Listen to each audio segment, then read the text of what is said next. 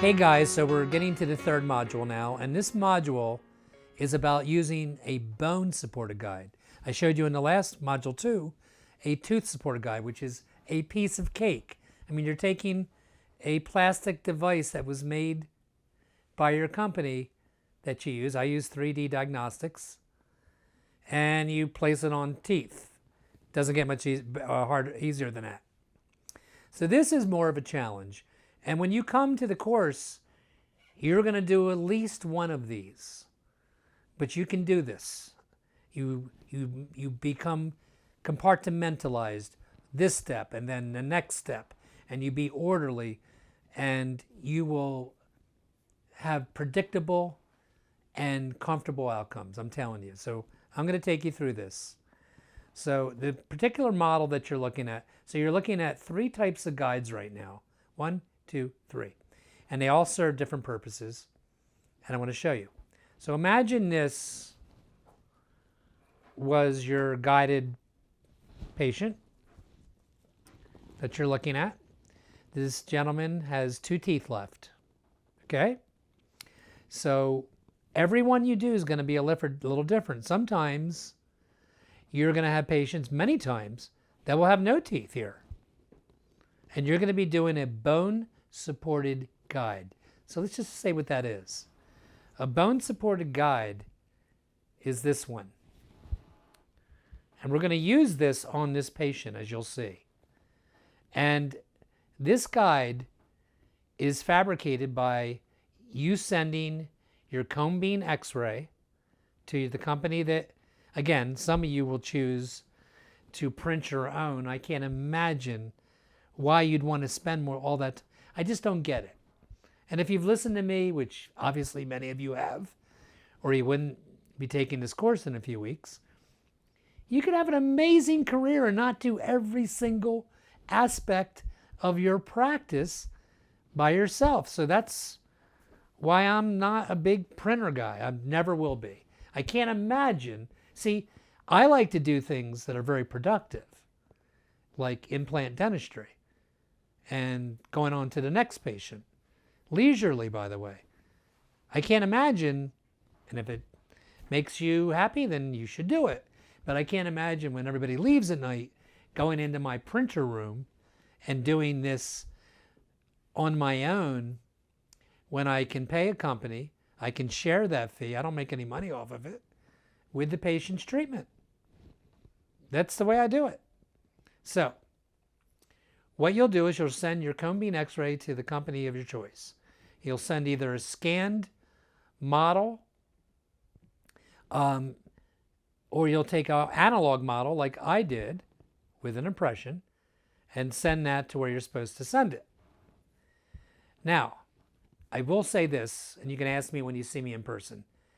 If this patient didn't have any teeth, and it was actually, which is going to be a very common scenario for you, and it was a denture patient, you'll not only take a scan of their maxilla and their mandible, you'll take a scan with the denture in their mouth, and you'll be taught a procedure to do where you put tabs that have metal on them, a little piece of metal on their dentures, and that's called a dual scan. And that's so that the people fabricating the guides know where to estimate where to put the teeth. So you're going to meet with them for whatever it takes, 15 minutes to 45 minutes on each of your cases. And they're going to have your scans, and they're going to go over the case with you. They're going to ask you, what type of prostheses is it? Because if you have a bar overdenture, which is my go-to prosthetics, you need to have enough room. That's why doing guided has so many advantages over freehand, which I did for 18 years. How I did it and don't have more problems, I don't have any idea. I think I got lucky. Not with my surgical technique, with the amount of bone I thought I needed.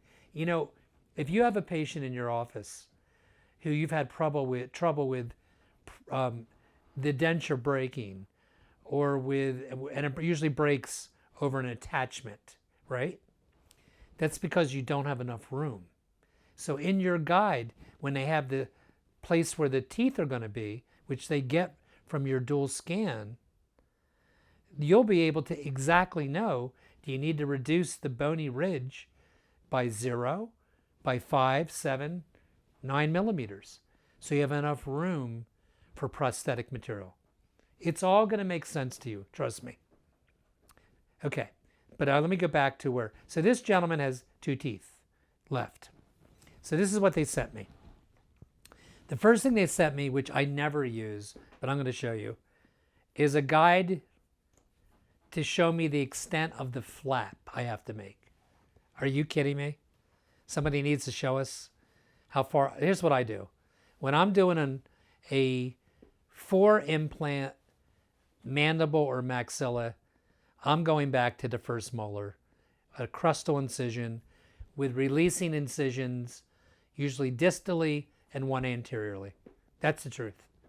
I don't need a guide, but maybe you'll find it useful. I didn't even know what it was when they used to send this. Okay, so that's what this is, just in case you're wondering. Okay, the next thing is important. This is a pin fixation guide. This bony guide is going to be stabilized by 3 fixation screws. So when they have teeth, you have the ability to have a check system because it's very stable for them to fabricate this on 2 teeth. You can't move it. So what will happen is, even before you flap, you can place this, you hold the tissue taut, you know what I mean? Your dental assistant's going to spread the tissue, and you're going to drill right through the tissue with what's called a fixation drill guide. They're usually 24 millimeters long. It's going to be weird for you, trust me. But this has all been planned. They're not going to let you drill anywhere near the nerve. They would get sued, you would get sued. This is all planned to the millimeter. Trust me, it is. So the first thing you're going to do is, the patient's numbed, you're going to put this pin fixation guide and you're going to drill 3 holes right through their soft tissue. I mean, you understand, a lot of people a lot of clinicians do not flap when they're doing guided surgery. I do, because I like to see where I'm going. And I think it's a very fine protocol for you to follow. So that's done. So the next thing's going to happen with this patient is we're going to take this off. There's 3 holes through his tissue. And then I'm going to flap him and extract these teeth all the way back to the first molar. Right? And then I'm going to use this bone guide. Now I want you to look carefully at the geography of this bone. They're able to create this from your CBCT. And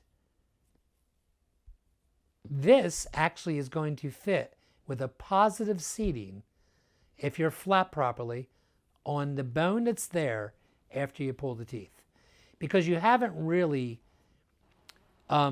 you haven't done anything to the bone distal to your extractions or mesial, right? All you've taken off right now is the 2 teeth. So they're able to create from that a bone guide. But guess what? You now put fixation pins in these 3 holes, and they should line up with the pin fixation guide that you did before you took the teeth out, that you're able to put very stably on this patient's jaw. These fixation accesses should line up with these. Now I want to tell you something. Sometimes they're a hair off, just a little bit. So, but generally, I would say 85% of the time, they line up together. Okay? So that's what a bone fixation guide. I will tell you that sometimes there's one more component to this. And it's called a bone reduction guide. So I haven't shown you that yet. And I will show you that at the Institute, where it goes down over the bone and then tells you, like a sleeve, how much bone you have to reduce. It's amazing. So the steps, that step would be before this step. You would have a bone reduction guide that would fit on the bone. It would be fixated with 3 to 4 pins, and popping up amongst this guide would be a piece of bone that you have to use rongeurs or burrs to flatten out. You're going to see photographs and videos of this at my at the course in a few weeks, so it'll become very clear to you. Don't let this overwhelm you. I just wanted you to get it imprinted a little bit in your brain, so this is not all 100% new. It'll still be 95% new, but it'll make a little more sense by reviewing this video. Looking forward to seeing you guys.